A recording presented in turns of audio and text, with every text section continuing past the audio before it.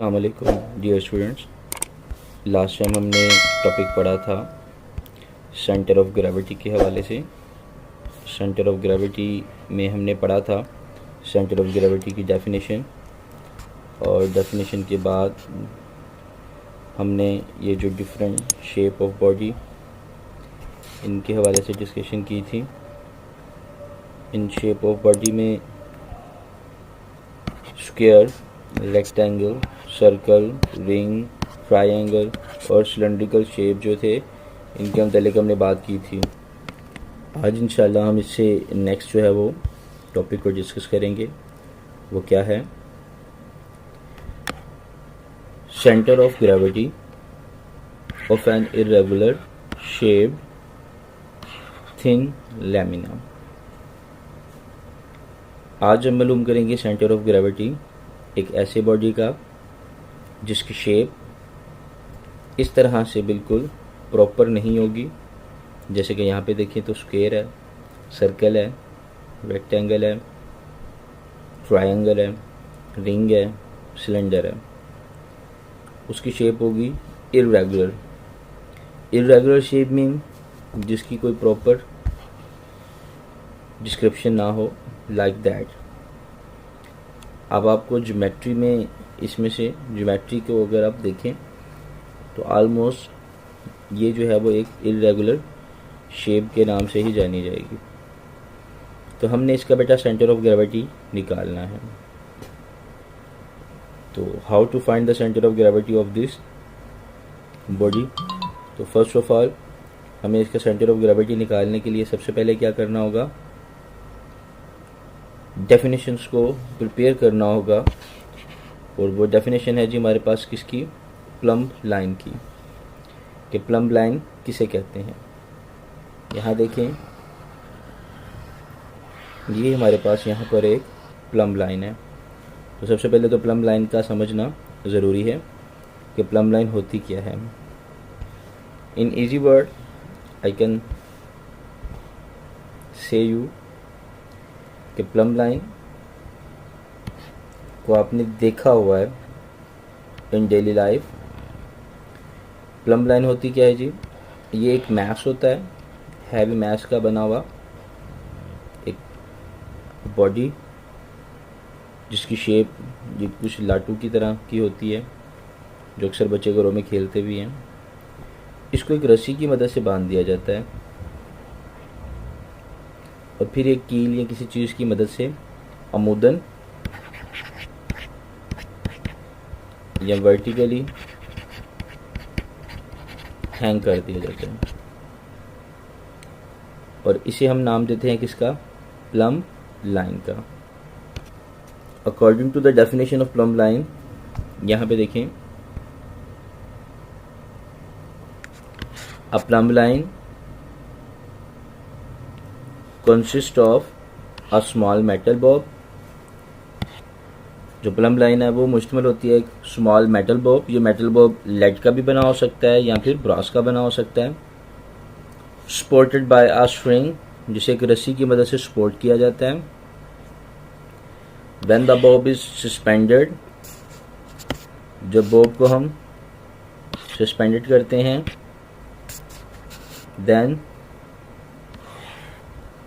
Freely bye string, यानी कि जब हम उसको बांध कर अमूदन, जैसे कि ये देखिए मैंने इसको मैश को बांधा रस्सी से और अमूदन नीचे की तरफ लटका दिया।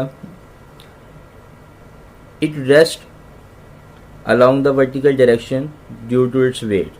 तो ये अपने वेट की वजह से क्या करता है? बिल्कुल अमूदन, ठीक है, एक्टिंग वर्टिकली डाउनवर्ड। ये नहीं करना अपने साइड में, ऐश होने दो, एक्टिंग वर्टिकली डाउनवर्ड। यहाँ तक आपकी ये डेफिनेशन है बेटा प्लम्ब लाइन की। प्लम्ब लाइन की एक और एग्जांपल मैं देता जाऊँगा यहाँ पे कि कभी किसी ने बिल्डर्स को देखा है। बिल्डर्स आई मीन टू से वो जो बॉडी बिल्डर है उनकी बात नहीं मैं कर रहा। बिल्डर्स मीन जो कंस्ट्रक्शन करते हैं, जो घरों को तमीर करते हैं। आई मीन टू से बिल्डर, ये जो मिस्त्री होते हैं घरों में लगे हुए, जो ईंटों से दीवारें बनाते हैं।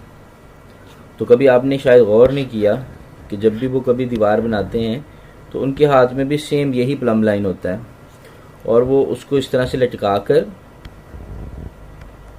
चेक कर रहे होते हैं, क्योंकि ये due to heavy mass body क्या करता है, अपने ज़्यादा मास और ज़्यादा वेट होने की वजह से वर्टिकली सीधा डाउनवर्ड जो है वो वर्टिकली डायरेक्शन में लटका होता है। इस वजह से वो इसको दीवार के साथ लगाकर दीवार को चेक करते हैं कि कहीं से वो टेढ़ी तो नहीं है। वो ज़मीन से लेकर ऊपर हाइट तक उसके दरमियान जो डिस्टेंस है वो एक जैसा है। तो इस तरह से जो है ना वो दीवार को चेक कर लेते हैं कि आया कि ये जो दीवार है वो बिल्कुल सीधी है या नहीं है।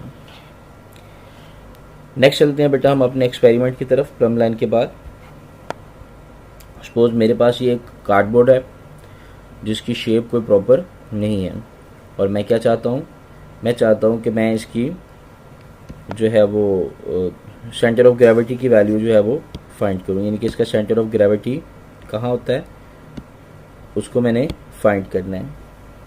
तो चलें उसको फाइंड करने के लिए हम सपोज करते हैं जी यहाँ पर ये जो इरेगुलर शेप बॉडी था लाइक दैट,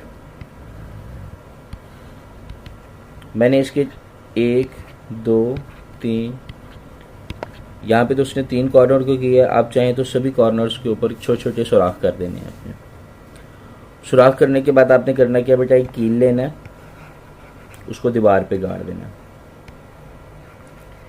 और फिर इस सुराख को इस कील के ऊपर हैंग कर देना है। आप यूँ कह सकते हैं कि ये कील आ गया।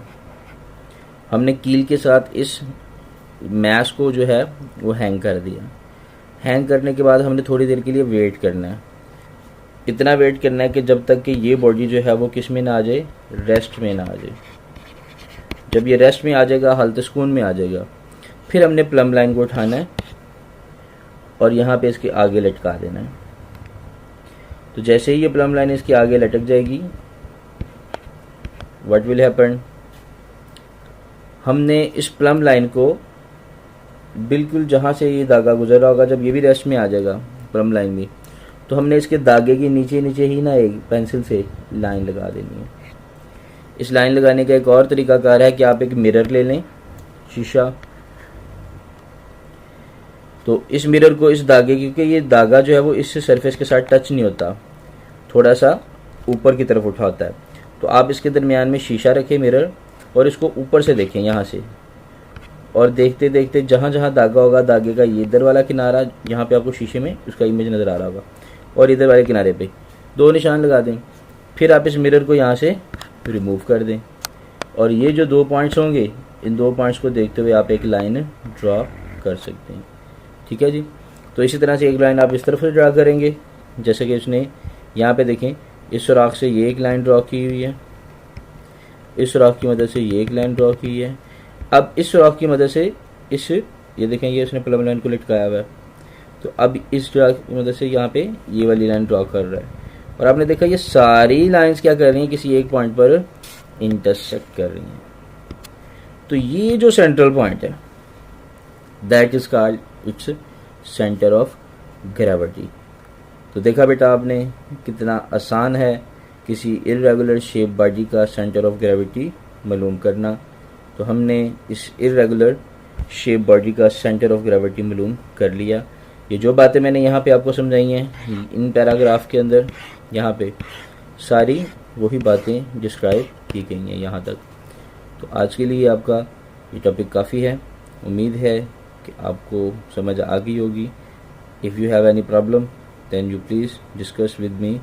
आप नीचे कमेंट बॉक्स में भी बता सकते हैं, और आप लोग क्योंकि मेरे स्टूडेंट हैं तो आप मेरे व्हाट्सएप ग्रुप में भी मुझे बता सकते हैं if you have any problem. Okay जी, अल्लाह हाफिज़, अपना ख्याल रखिएगा।